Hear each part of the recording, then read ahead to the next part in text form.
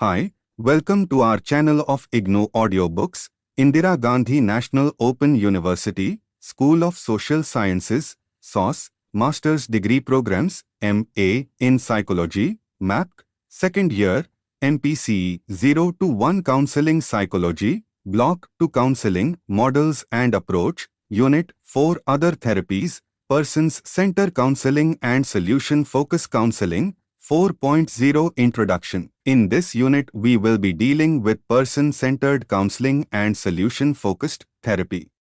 We start with person-centered counseling, in which we discuss the basic assumptions of person-centered counseling followed by the core conditions needed for person-centered counseling. Then we give a detailed account of the counseling process of person-centered counseling. Then we elucidate the many techniques that are part of person-centered counseling. This is followed by a detailed account of solution-focused counseling. Here we put forward the basic assumptions of solution-focused counseling, followed by the therapeutic process involved in the same. The next section presents the therapeutic goals of solution-focused therapy and the various steps involved in the therapeutic process. The section also talks about the various tasks of solution-focused therapy and the various techniques in carrying out the therapy. This therapy has certain typical questioning techniques, which are then presented, that involves miracle questioning, scaling question, coping question, etc. 4.1 Objectives. After completing this unit, you will be able to times define person-centered counseling, times discuss the core conditions needed for person-centered counseling, times explain the assumptions and techniques of person-centered counseling, times describe the assumptions and therapeutic process in solution-focused counseling, times identify the therapeutic goals of solution-focused counseling, and times explain the techniques used in solution-focused counseling. 4.2 Person-centered counseling. Person-centered counseling, formerly known as client-centered counseling and non-directive counseling, is a treatment approach developed by Carl Rogers in the 1940s. It has provided the basis for many more recent counseling approaches. The principle of person-centered counseling is the idea that if the counselor can provide clients with a genuine relationship in which they feel understood, accepted, and valued, their self-esteem will be enhanced and they will increasingly be able to draw on their own resources to help themselves. This humanistic approach views each person as unique and able to strive towards self-actualization and achievement of his or her full potential. This model has certain qualities. 1. Person-oriented. 2. Advocates a holistic view of people as well as a belief in the human potential. 3. Emphasizes the person's experience, perceptions, agenda, and goals. 4. Promotes a therapeutic alliance in which the counselor communicates empathy, acceptance, genuineness, and congruence. 5. Focuses on lifelong development, self-esteem, self-awareness, and self-actualization. 6. Emphasizes feelings and emotions. 7. Encourages concreteness and specificity as well as exploration. 4.2.1 Basic assumptions of person-centered counseling. The basic assumptions of person-centered counseling are as follows. 1. Human beings are growth-oriented and tend towards self-actualization. This natural process of development towards higher stages of moral, emotional, and behavior evolution can be facilitated by professional helpers who are able to stimulate the inherent capacity for progress in clients who are temporarily faltering. 2. Every individual exists in a continually changing world of experience of which he is the center. Rogers, 1951. This proposition emphasizes the central importance of the individual and the subjective nature of personal experience. 3. An important vehicle for change is the therapeutic relationship that exudes qualities of trust, openness, acceptance, permissiveness, and warmth. The degree to which the counselor is able to create this nurturing atmosphere will influence the client's possibility for growth. 4. The legitimate focus of counseling content is on affect and the exploration of feelings. Both interpersonal relationships and self-conception may be improved by becoming aware of feelings about oneself and others by learning to express these emotions in sensitive and self-enhancing ways. 5. The universal goals of counseling are to help people to be more free, intentional, ethical, and human. This means that time is spent in sessions, helping clients to examine their values and personal characteristics so that may become more humane and caring in their relationship with self and others. 6. The client has the primary responsibility for the course of treatment. Thus, a goal is shared by the client and the counselor. They both share a mutual understanding of the client's world. 7. Human beings are intrinsically good and trustworthy. They will intrinsically move in a deliberate way towards goals that are satisfying and socially responsible. Irresponsible or socially undesirable behavior emerges from defensiveness that alienates human beings from their own nature. 4.2.2 Core conditions. Carl Rogers has considered 3 main core conditions that are essential for effective counseling.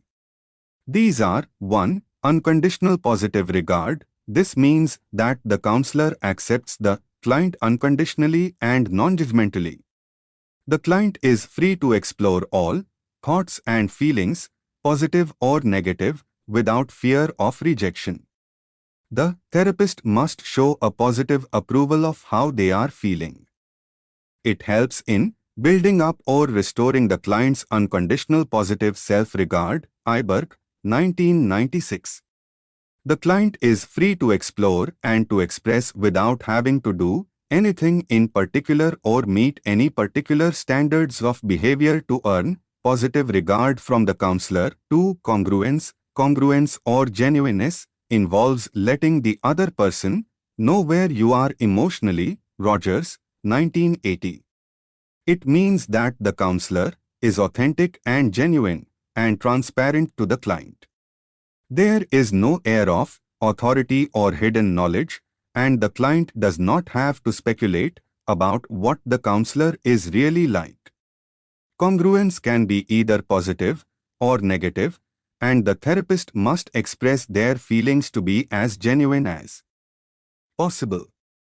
It is so important for the therapist to become congruent with their client so that a trusting relationship can be created in which the client can let the therapist into their lives. It is very crucial factor in establishing trust. 3. Empathy. Rogers defines empathy as to sense the client's private world as if it were your own, but without ever losing the as-if quality. Rogers, 1992.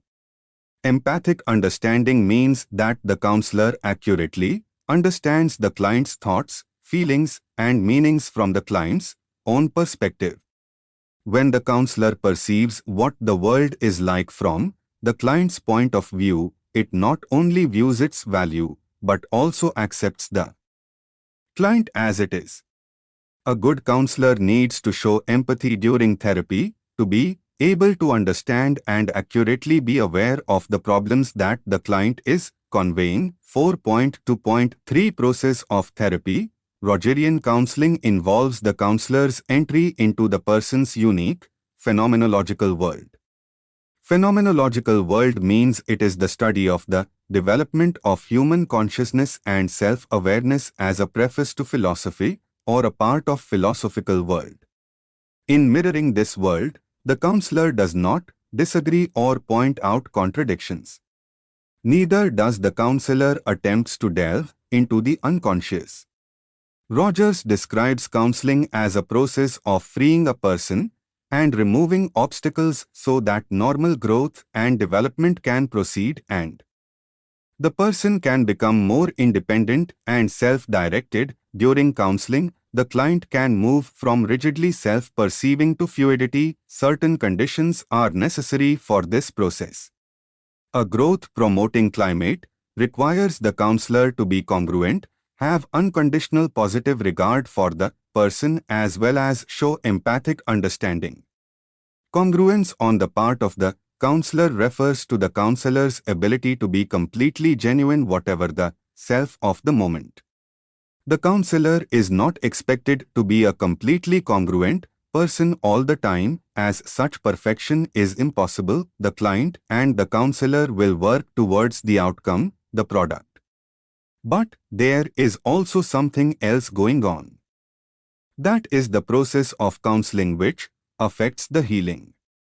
This is the time the client spends with his counselor, and during the period the process takes place and between the client and counselor, many issues are sorted out.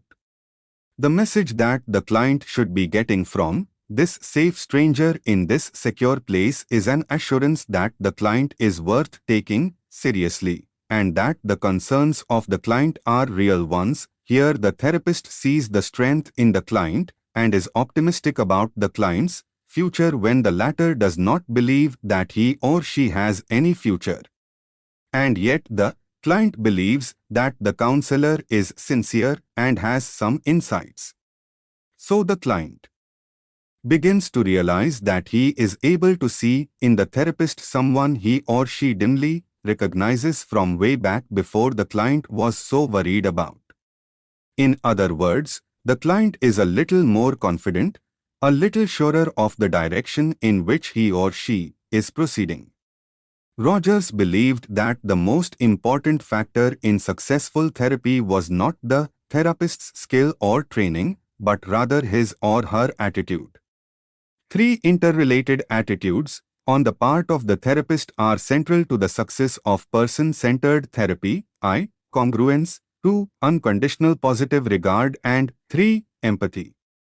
Congruence refers to the therapist's openness and genuineness.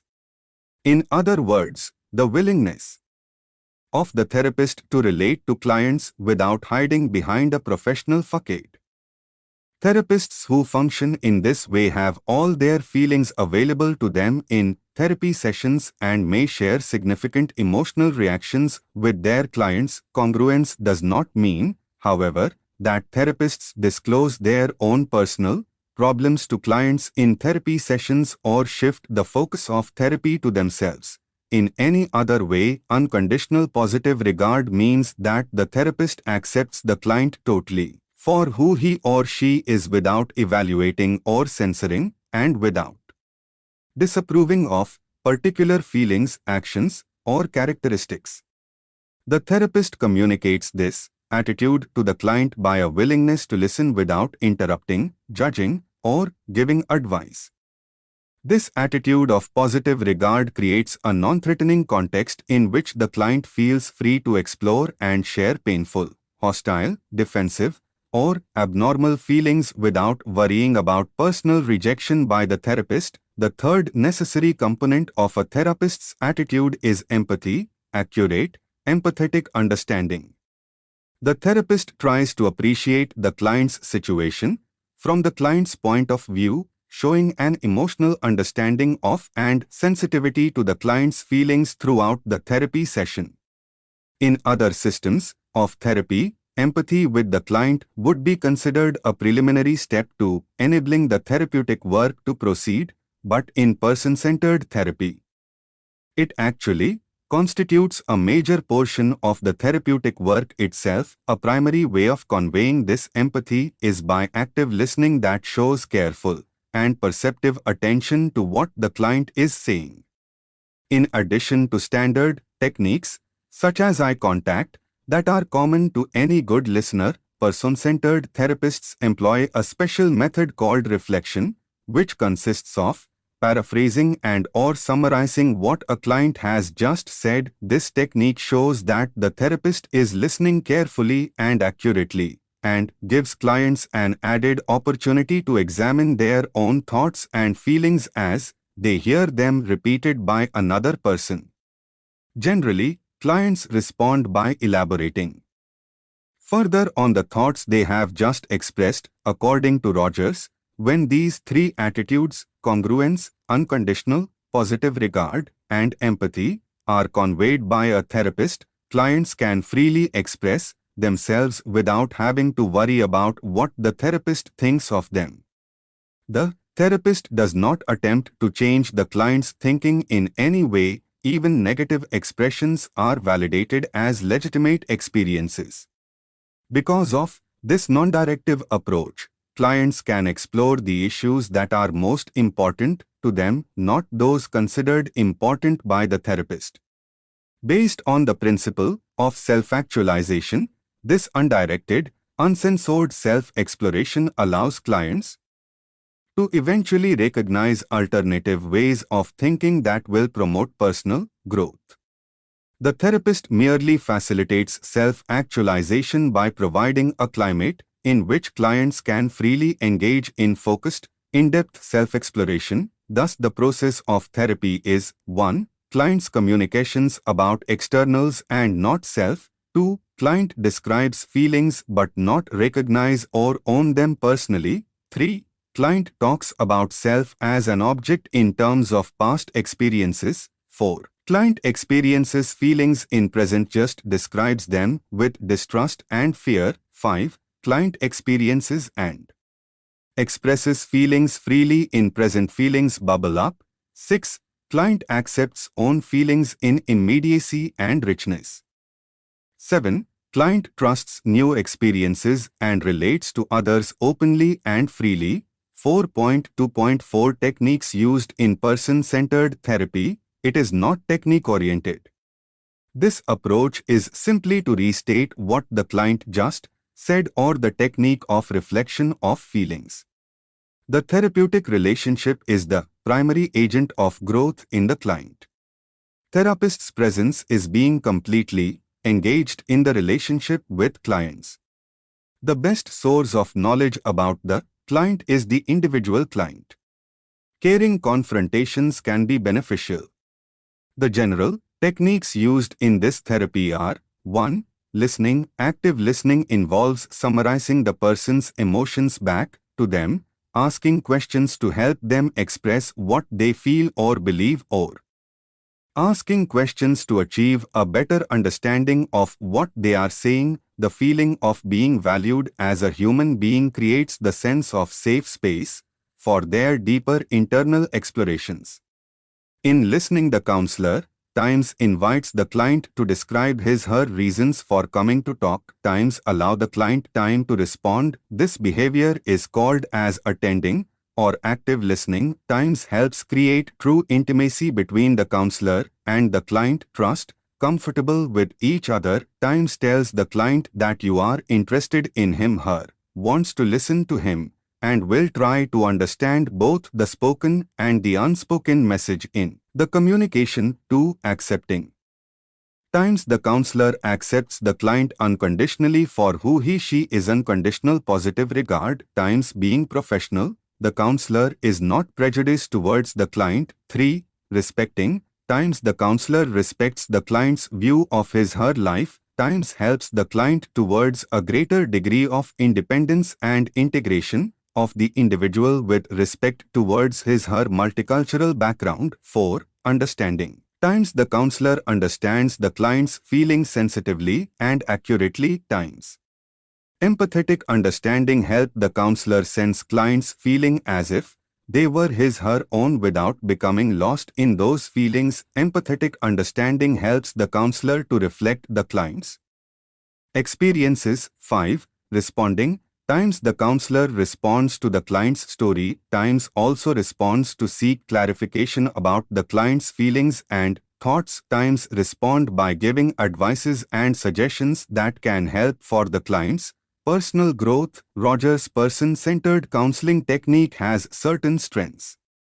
It is a phenomenological approach which focuses on empathy, unconditional positive regard, and acceptance. It helps in increasing self-understanding. It is very genuine and reflective. But it has certain weaknesses too. In this technique, client is not challenged, and not all clients are able to find their own answers. It is too simple and undirected. As such, it has no interventions techniques.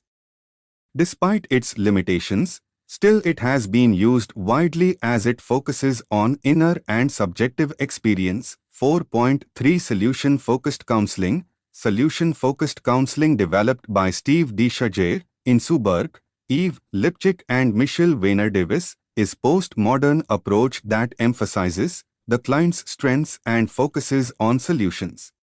It is also known as solution-focused brief therapy, SFBT, or brief therapy, BT. The emphasis of SFBT is to focus on what is working in clients' lives in contrast to the traditional models of therapy that tend to be problem-focused. These therapists assist clients in paying attention to the exceptions to their problem patterns. They promote hope by helping client discovering exceptions, times when the problem is less intrusive in their lives. Metcalf, 2001. SFBT looks at the positive side of problems and what works. It believes that all people are free to make choices. It is a competency-based model which minimizes emphasis on past failings and problems and instead focuses on clients' strengths and previous successes. There is a focus on working from the client's understandings of his concerned situation and what the client might want different. Differing from skill building and behavior therapy interventions, this model assumes that solution behaviors already exist for clients. Clients' solutions are not necessarily directly related to any identified problem by either the client or the therapist. It can be used in a variety of settings with a variety of problems. Solution-focused therapy focuses on people's strength, competence, and possibilities instead of their deficits, weaknesses, and limitations. Ohanlo, Weiner Davis, 1989. The solution-focused approach builds upon clients' resources. It aims to help clients achieve their preferred outcomes by evoking and co-constructing solutions to their problems. O'Connell, 2001. Solution-focused brief therapy differs from traditional treatment in that traditional treatment focuses on exploring problematic feelings, cognitions, behaviors, and/or interaction, providing interpretations, confrontation, and client education. Corey, 1985. In contrast, SFBT helps clients develop a desired vision of the future wherein the problem is solved, and explore and amplify related client exceptions, strengths, and resources to co-construct a client-specific pathway to making the vision a reality. Thus, each client finds his or her own way to a solution based on his or her emerging definitions of goals, strategies, strengths, and resources. 4.3.1 Basic Assumptions. Different therapists have described assumptions in different ways. Walter and Peller, 1992-2000, described SFT as a model that explains how people change and how they can reach their goals. They gave following basic assumptions. Times individuals who come to therapy do have the capability of behaving effectively, even though this effectiveness may be temporarily blocked by negative cognitions. Problem-focused thinking prevents people from recognizing effective ways they have dealt with problems. There are advantages to a positive focus on solutions and on the future.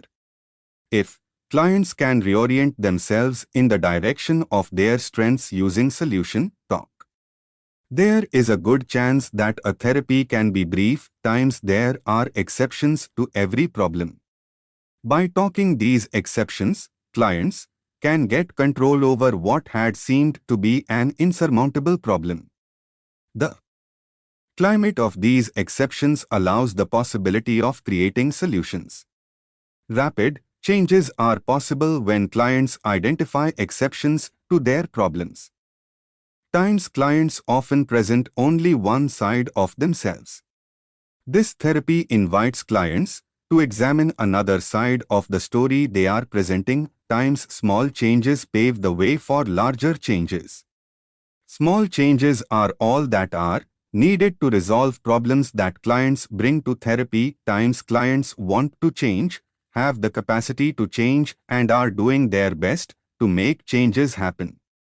Therapists should adopt a cooperative stance with clients rather than devising strategies to control resistive patterns.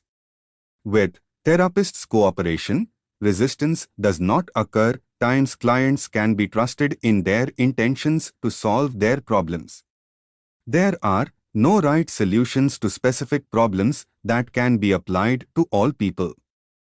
Each individual is unique, and so, too is each solution. Ohenlo Weiner Davis, 1989. They provided several powerful assumptions as the foundation of solution-focused therapy. Times individuals who come to therapy have strengths, resources, and the ability to resolve the challenges they face in life. Times change is always possible and is always happening. Times the counselor's job is to help clients identify the change that is happening and to help them bring about even more change. Times most problems do not require a great deal of gathering of historical information to resolve them. Times the resolution of a problem does not require knowing what caused it. Times small changes lead to more changes.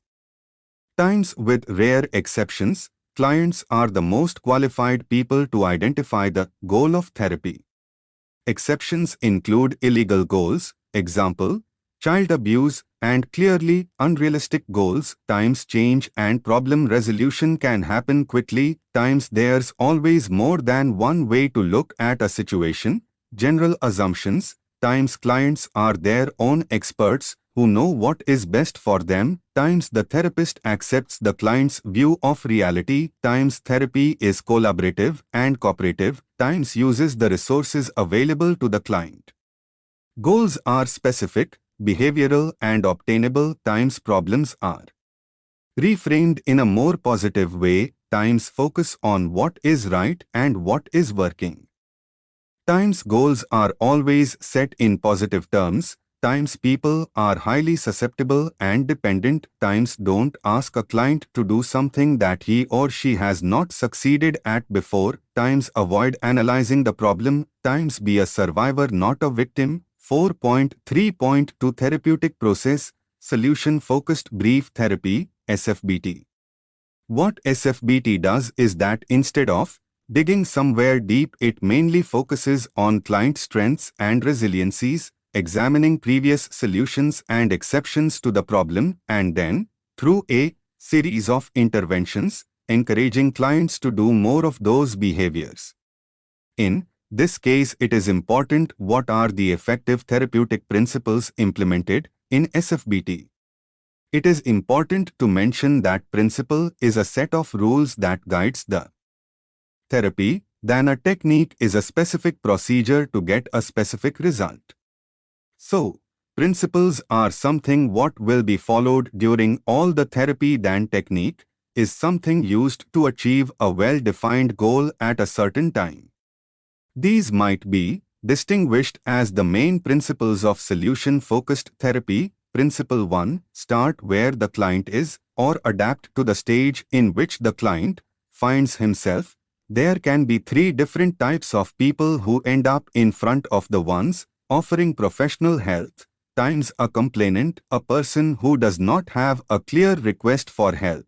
A drinking housewife who says that no way she can cope without drinking as long as her husband works long hours and she has to take care of home on her own. Times a visitor, the one sent to seek for help by the doctors, friends, relatives. Times a buyer, a person who actively seeks for help on his own, contacts a therapist about the drinking problems on his own and not influenced by anyone. In scientific literature, these mentioned types of people seeking for help can also be defined as 3 stages which change during the process of relationship between the therapist and the client.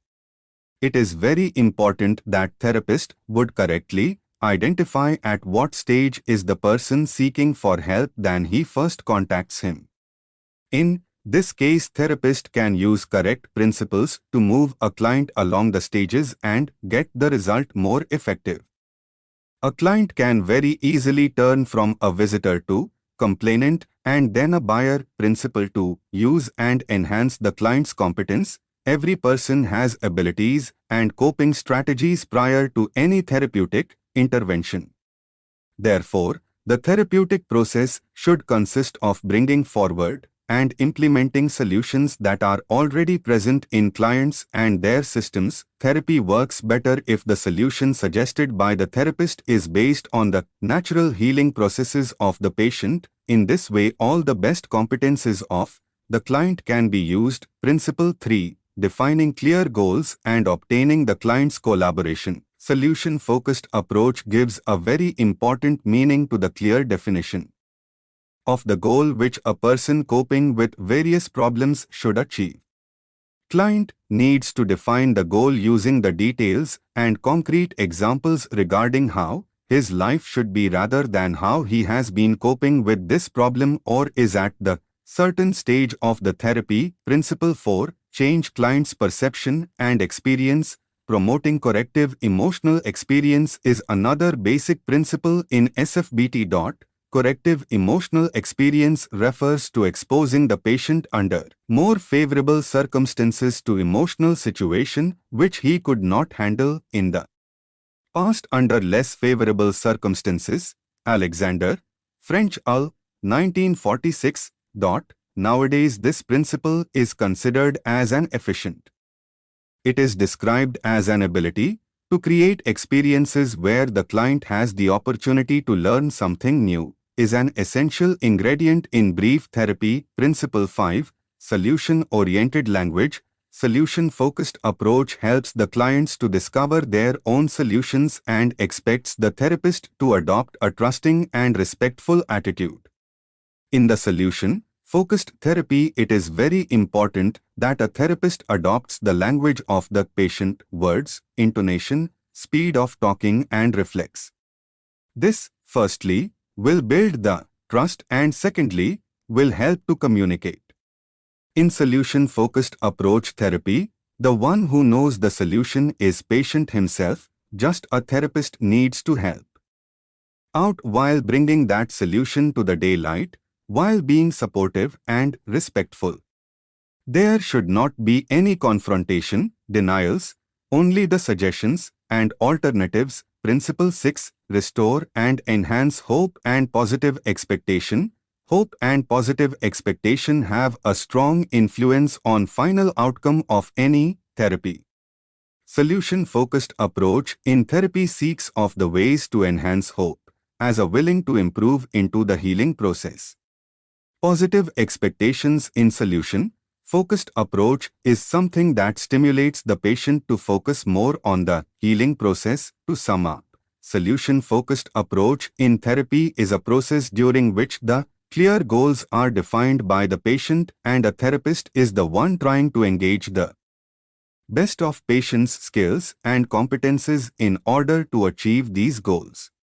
Also, this is the kind of therapy which focuses only on the positive factors, hope, healing, improvement, goals and dismisses the negative things, problems and fails.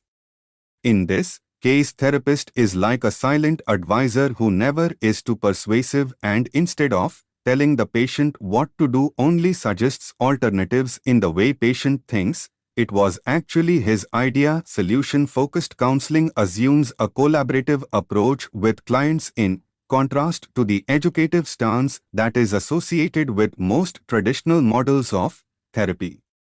If clients are involved in the process from beginning to end, the therapy will be successful. Collaborative and cooperative relationships are more important than hierarchical relationship in therapy. Walter Peller described 4 steps that characterize the process of SFBT. 1. Find out what clients want rather than searching for what they do not want. 2. Do not look for pathology and do not attempt to reduce it by giving them a diagnostic label. Instead, look for what clients are doing that is already working and encourage them to continue in that direction. 3. If what clients are doing is not working, encourage them to experiment something different. Principle 4. Keep therapy brief by approaching each session as if it were the last and only session. SFBT is an approach that focuses on how clients change, rather than one which focuses on diagnosing and treating problems. As such, it uses a language of change. The signature questions used in solution-focused interviews are intended to set up a therapeutic process wherein practitioners listen for and absorb clients' words and meanings, then formulate and ask the next question by connecting to clients' keywords and phrases. Therapists then continue to listen and absorb as clients again answer from their frames of reference and once again formulate and ask the next question by similarly connecting to the client's responses. It is through this continuing process of listening, absorbing, connecting, and client responding that practitioners and clients together co-construct new and altered meanings that build toward solutions. 4.3.3 Therapeutic Goals of SFBT. The solution-focused therapist believes that people have the ability to define meaningful goals and that they have the resources required to solve their problems. Each client is unique and constructs unique goals for better future. The therapists focus on small, realistic, and achievable changes that can lead to additional positive outcomes. Modest goals are viewed as the beginning of the change. SBF therapists use similar words, pace, and tone in the same language as of the clients. Clients must feel that their concerns are heard and understood before they can formulate meaningful personal goals. Walter and Peller, 1992, emphasized the importance of assisting the clients in creating their well-defined goals that are 1. Stated positively on the client's language, 2. Are process or action-oriented, 3. Are structured in here and now, 4. Are attainable, concrete and specific, 5. Are controlled by the client. Ohenlo Weiner Davis, 2003, offers several forms of goals, changing the viewing of a situation or a frame of reference, changing the doing of problematic situation, and tapping client strength and resources. 4.3.4 Steps in SFBT. The structure of solution building differs greatly from traditional approaches to problem solving, as can be seen in brief description of steps involved. D. Jing. Berg, 2008. 1. Clients are given opportunity to describe their problems. The therapist listens respectfully and carefully as clients answer the therapist's question, "How can I be useful to you?" 2. The therapist works with clients in developing well-formed goals as possible. The question is posed, "What will be different in your life when your problems are solved?" 3. The therapist asks clients about those times when they were problem-free. Clients are assisted in exploring these exceptions, with special emphasis on what they did to make these events happen. 4. At the end of each solution-building conversation, the therapist offers clients summary feedback, provides encouragement, and suggests what clients might observe or do before the next session to further solve their problem. 5. The therapist and the client evaluate the progress being made in reaching satisfactory solutions by using a rating scale. Clients are asked what needs to be done before they see their problem as being solved and also what their next step will be. 4.3.5 Solution-focused tasks. Molnar and D. Shajer, 1987, discussed a list of 5 tasks and corresponding rationales. These tasks represent a simple attempt to realize the objectives of solution-focused counseling. Task 1. The client is told and asked, "Between now and the next time, I would like you to observe so that you can tell me next time about those times when you are able to make it, the goal, happen." Rationale. This task is given if the client is able to construct a problem and goal, and identify and amplify exceptions. Task 2. The client is told and asked, between now and the next time, I would like you to pay attention to and make note of what you do when you are able to effectively cope with or deal with the problem. Rationale. This task is given if the client is able to construct a problem and goal, and identify exceptions, but is unable to amplify exceptions. Task 3. The client is told and asked, between now and the next time, I would like you to observe, so that you can tell me next time what happens in your life, relationship, family, work situation that you want to continue to have happen. Rationale. This task is given if the client is able to construct a problem and goal, and potential exceptions, but is unable to identify exceptions. Task 4. The client is told and asked, try to avoid making any drastic changes. If anything, think about what you will be doing differently when things are improved. Rationale. This task is given if the client is able to construct a problem, but is unable to construct a goal. Task 5. The client is told and asked, the situation is very volatile. Between now and the next time, attempt to think about why the situation is not worse. Rationale. This task is given if the client is in severe crisis. 4.3.6 Solution-Focused Techniques. 1. Mapping the influences of the problem. This technique, developed by Michael White, refers to a line of questioning aimed at helping the client understand how the problem has influenced his or her life. When mapping the influences of the problem, counselors ask how the problem has affected various aspects of the client's life, including relationships, work, and daily functioning. E.g., in the problem of depression, the counselor might ask the client to identify ways in which depression has affected aspects of their life. The purpose of this technique is to use the influences as a basis from which to later identify exceptions. 2. Scaling. In this, clients are asked to rate their subjective experiences, such as how they feel, how they deal with their problems, and so forth, on a scale from 0 to 10. Molnar and de Shajer, 1987, developed a reverse scale which can be effective. Scaling techniques are useful for clients who find it difficult to discern exceptions and notice differences. The therapist asks the clients to keep a written record of their ratings.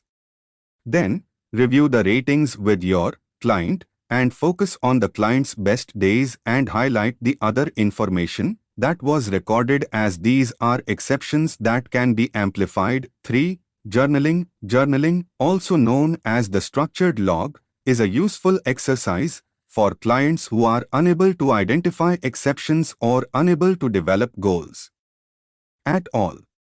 The client might be asked to keep track of times when the problem does not happen or when the goal happens. The client is asked to describe in detail what they did, how they coped, what was different, and so forth. The structured log often leads to helping the client identify exceptions and set more attainable and realistic goals. 4. What is better? De Shajer, 1994, proposed a simple question that counselors can use during follow-up sessions aimed at identifying exceptions. What's better?